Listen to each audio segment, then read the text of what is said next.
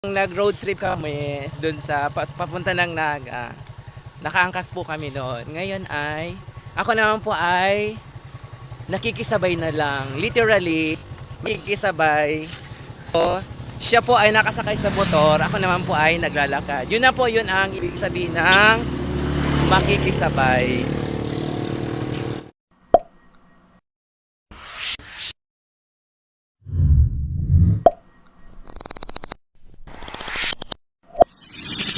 Hello po sa inyong lahat. Simula po ng March 16 ng isuspend po ang klase. Andito po kami ngayon sa labas kung saan naglalakad patungong bayan kasi wala pa kaming masakyan.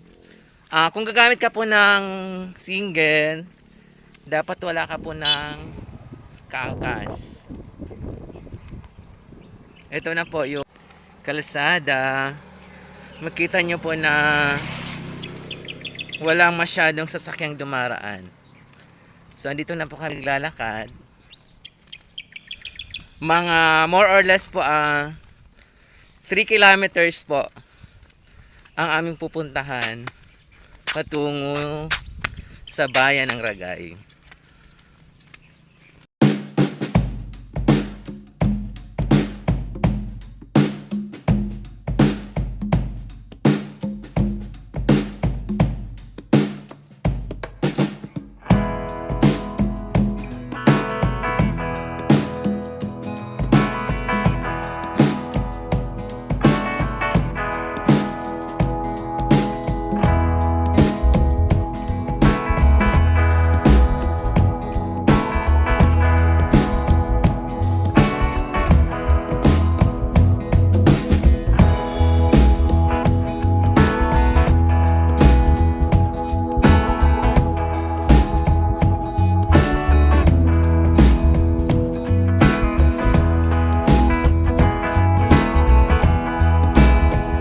Five hours later. Okay, andito na po kami ngayon. Hapon na po, pauwi na po kami.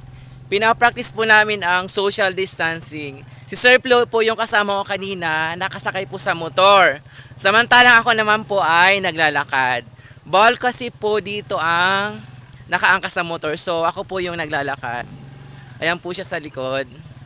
So kanina pong umaga po kaming umalis. So ngayon po hapon na kasi po naglakad po talaga kami. Galing po sa aming bahay patungo sa sentro.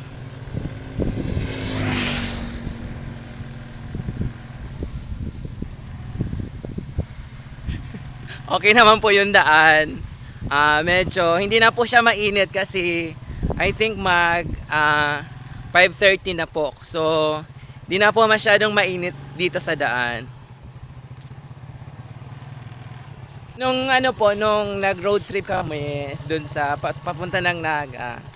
Nakaangkas po kami noon. Ngayon ay, ako naman po ay nakikisabay na lang. Literally, nakikisabay. So, siya po ay nakasakay sa motor, ako naman po ay naglalakad. Yun na po, yun ang ibig sabihin ng makikisabay. Okay, sa panahon po ngayon na merong tayong enhanced community quarantine, yung talaga pong pamamalengke or ng ating mga kailangan ay talaga pong matagal.